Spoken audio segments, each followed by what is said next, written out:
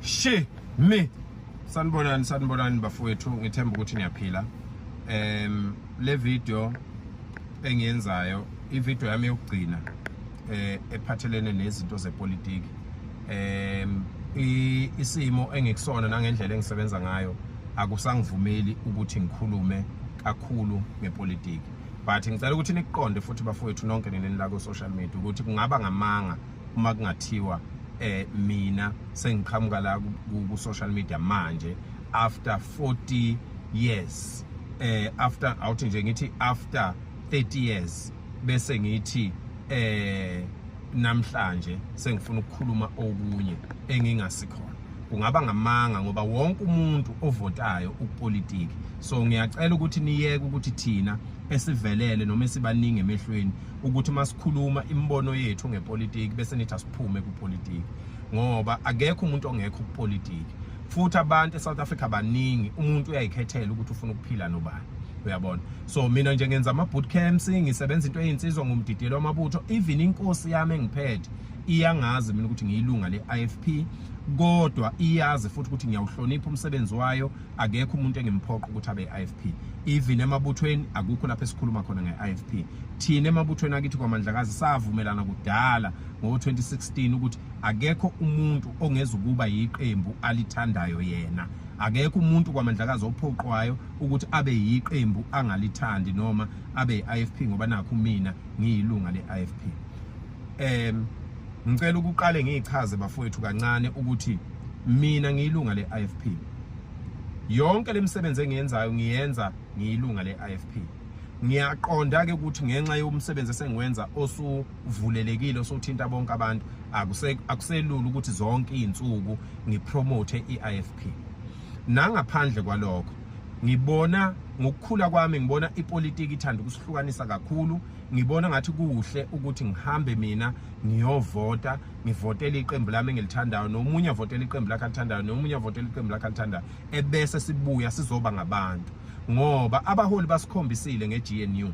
iGNU basikhombisile ngayo ukuthi kahle hle yonke lento ebebesifundisa yona yonke leminyaka yokuzondana ngokwamaqembu akuyona into ofanele siyilandele. Sikhonjiswe yiba abaholi njoba nibona sehlisa kupolitiki, njoba nibona sitshela abantu ukuthi abayeke ukukhuluma ngepolitiki, abayeke ukukholodelana ngepolitiki, abayeke ukukhankasana. Yingoba abaholi thina for years we were told ukuthi asizondelele yaqembu, asizondelele yaqembu, asizondelele yaqembu. Abaholi ma la sihlangene khona thina siyinkatha sodwa bebekhuluma kabi ngamanye amaqembu. Kodwa uma sekuhlangenwe njengoba kuhlangenwe nje shuthi phela nathi singabantu asihlanganeni nathi njengoba inkatha nje isebenzisana ne-NFP, isebenzisana ne-ANC, isebenzisana ne-DA, isebenzisana namanye amaqembu, isebenzisana na kusho ukuthi nathi phansi on the ground asenze njengabo, asimusa ukuzondana ngoba nabo kabazondani. Niyabona ke bafowethu. So kodwa kunento engidinga ukuzoyichaza namhlanje. Ngiyichaza okokuqala, ngiyaqala ukuyichaza for years kade ngiyivalele lento. Ngiyivalelele ukuthi mina i-IFP ngiyayihlonipha. I-IFP ikhaya lami, iyimpilo yami, iyinhlonipho kababa wami. Okokuqala ubaba wami mina wayethembekile ku-IFP kakhulu, and ethembeke kangangokuthi obaba babe wayengabanye babantu ababegada umntwana kwaphinda ngene ngezagila. Kungakabi bikho yonke lento kusungulwa i-IFP, kungakabi bikho yonke lento ama-bodyguard ngoba umntwana wayeyinkosi. Wayethi mayengekho kwaphinda ngene noma engenza imisebenzi ngasolunde, enza imisebenzi kwezinye indawo njengakoMtuba nakubo, obaba bami bephumele nje ukuthi bayogada inkosi yakwaphinda ngene. So ke ubaba uthe ngokuhamba kwesikhathi wangithatha ke mina wangisa kumntwana kwaphinda ngene, wafuka wamtshela wathi Ndabezitha nansi ingane ngiyakupha lensizwa yenkosi, ngicela ukuthi kube ngeyakho, ngicela ukuthi uyikhulise. Yingakho ngaso sonke isikhathi mina ubona ngiphakamisa umntwana kwaphinda ngene. Yingakho ngaso sonke isikhathi ubona ngiyibiza ngomuntu wakwabuthelezi.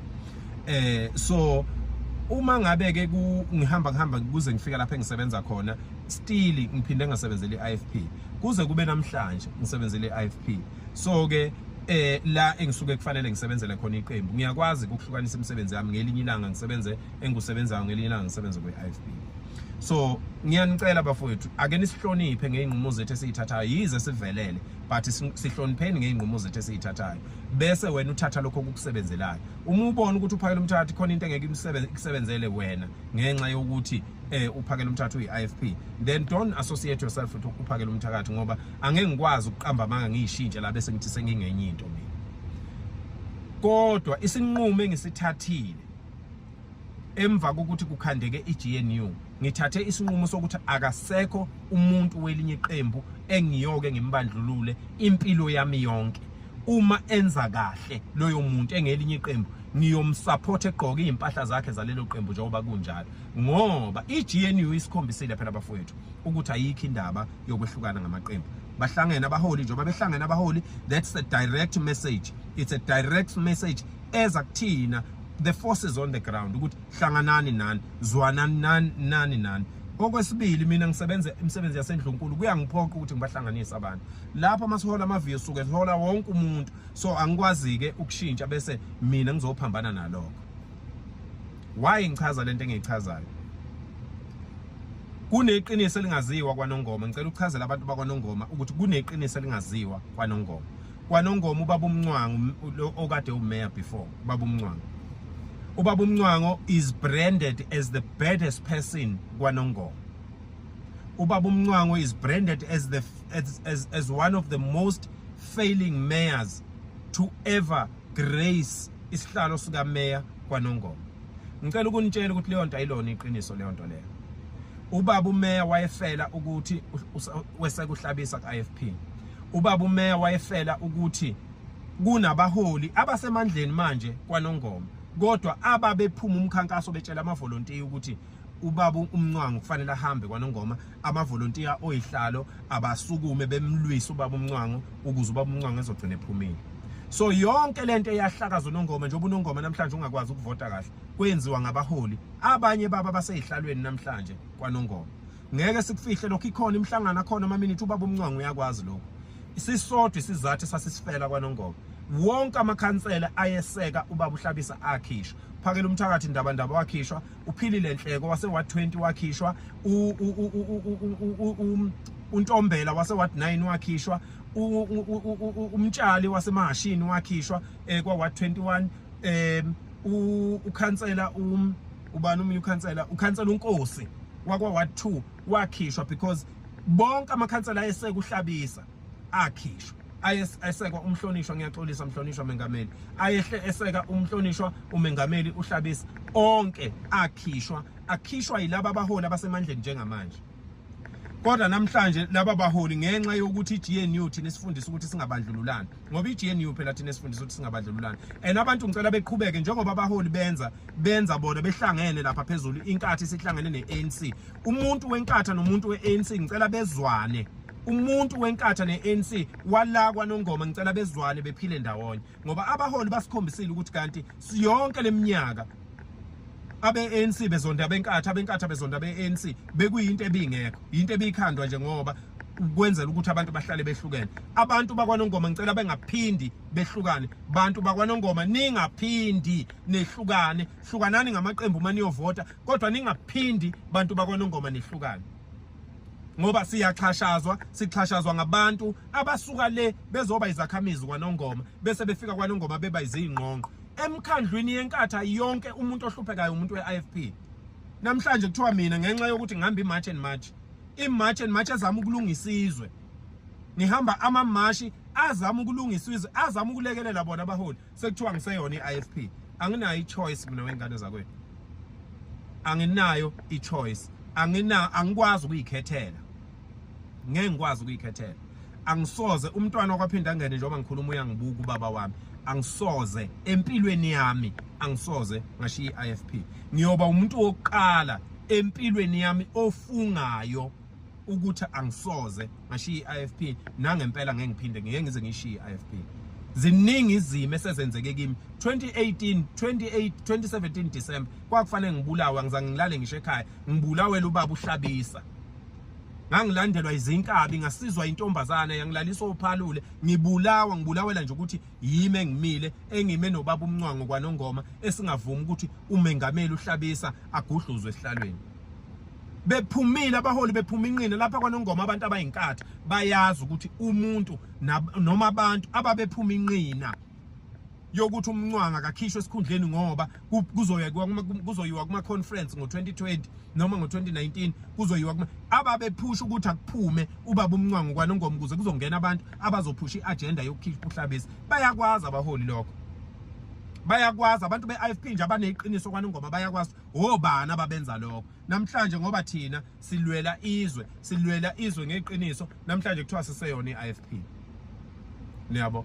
So ngifuna ukusho ke namhlanje kuhlale on record baba uhlabisa mongameli asikhishwanga thina ezikhundleni kwaNongoma asiphumanga ebukhanseleni baba ngoba singenzi kahle baholi baba umncwango iqiniso lami baba umncwango uyalazi ubaba umncwango kwethembeka kwami kuIFP uyakwazi ubaba umncwango iqiniso ukumela iqiniso njengengane phambi kwakhe ubaba wethu la kwaNongoma uyalazi iqiniso lami uyazi ngimtshela izinto ngithi na imbobo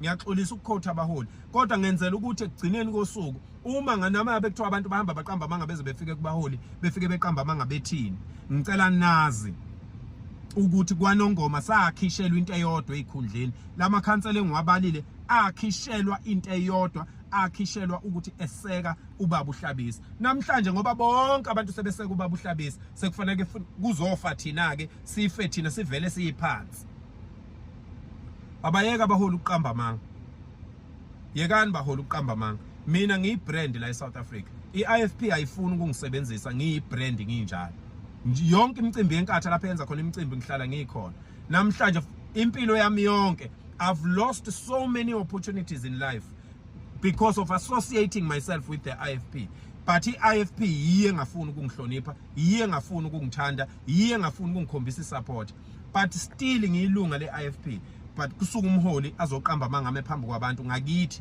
esigodini sami axabanisa umphakathi athi uphakela umthakathi akaseyona inkatha ngenxa yokuthi awunayo ivision yokubuka kude ngenxa yokuthi namhlanje usola ngathi kwenzeka izinto wena obuzenza kubaholi ade bese esikhundleni uma umholi esesikhundleni wena bese wenza izinto ezimbi uyofika nawe esikhundleni abantu bayokwenza okufanayo kuwe kodwa mina akukho kube ngikwenza kubaholi beIFP akho ngisho yedwa umholi weIFP ngake ngamhudulela phansi esidlangalaleni namanje akekho umholi engimhudulela phansi esidlangalaleni angibizi umuntu ngegama kodwa abantu bakwaNongoma abayiIFP bayazi ukuthi ubaba umncwango hayi ukuthi wehluleka kwaNongoma ubaba umncwango ziningi izinto azenza professionally kwaNongoma wazobulawa ngabantu benkatha abaseyikhundleni namhlanje na bonke thina singamakhansela saseseka ubaba umncwango esaseseka umengameli uhlabisa sakhishwa sonke ezikhundleni sikhishwa ngamaziko ayimkokotelo ngisho namanje abaholi mabengahlehla beyobuka amaziko ayigcotshwe kwaNongoma egcotshela ukukhipha thina bayofike bebona ukuthi wonke lawo maziko lawo ke akukaze kube ngamaziko aqondile but thina sakhetha ukuyihlonipha iIFP sangakhuluma lutho sangaphumela ku social media sangabanga msindo but mase kuzophuma abantu ngenxa yokungabi nayo ivision bezositshela ukuthi asiyona iIFP ngenxa yokuthi sizama ukulekelela izwe ukuthi izwe libuyele endaweni lokho ke baholi beIFP ngicela nikwazi mina ngisebenzela izwe mina ngiyayiunderstand ukuthi sengiyibrand ningacabanga ukuthi ngumuntu weIFP nje ongenangqondo ongazi nokuthi ubhekephi ngiyazazi ukuthi ngiyaphi I have planned this is a plan this is a strategy that has been cooking for so many years and I know exactly what I'm doing so angifuni ukuthi kube ngathi ngiyadunyelwa ngoba nakho mina ngahamba ngicela lutho ngahamba ngicela abaholo 200 ngeke mina ungifice ngihambe ngicela abaholo 200 ngeke ngiyenze le nto ngiyindoda mina ngeke ungifice mina ngihambe ngiguqela abaholi ngihambe ngicela 200 umholi ngiyamhlonipha ngoba umholi wami futhi ngihlonipha bonke abantu hayi abaholi beIFP kuphela so ke ngiyacela abaholi bami ngicela sibe neqiniso singenzi izinto ezingekho right singafike sitshela abantu ukuthi abazonda iANC ivuke kusasa inkathi ihlangene neIFP neANC bese kuthiwa abantu bangabe bebonakala bona behlangene neANC bese kuthiwa abantu lapho ke abaseyona inkathi akukho right lokho kusho ukuthi phela wonke umuntu osesikhundleni njengamanje including ubaba uhlabisa kusho ukuthi akaseyona inkatha phela ngoba ubaba uhlabisa usebenza nomongameli wezwe sizokwenza kanjani thina ukungahloniphani thina sisodwa bantu bakwaNongoma ningaphindi nihlukaniswe ezipolitiki bantu bakwaNongoma ningaphindi nivume ezimpilweni zenu nonke kakhulukazi abantu besilisa kakhulukazi insizwa ningaphindi nihlukaniswe ipolitiki iGNU isikhombisile ukuthi abaholi abanayo inkinga yokuhlangana nathi asingabi nayo inkinga yokuhlangana makukhona indlela yokubambisana ukuthi sakho uNongoma wakithi ube uNongoma ubuyele kuNongoma lona owawuyiwo asenzeni lokho sehlukene sinjalo. Ntokozo Nxumalo lapho kwayiphethe ngiyakwazi ukuthi uyilunga lika Khongolose ungumzala wami ngicela ukuthi uNongoma ubuyele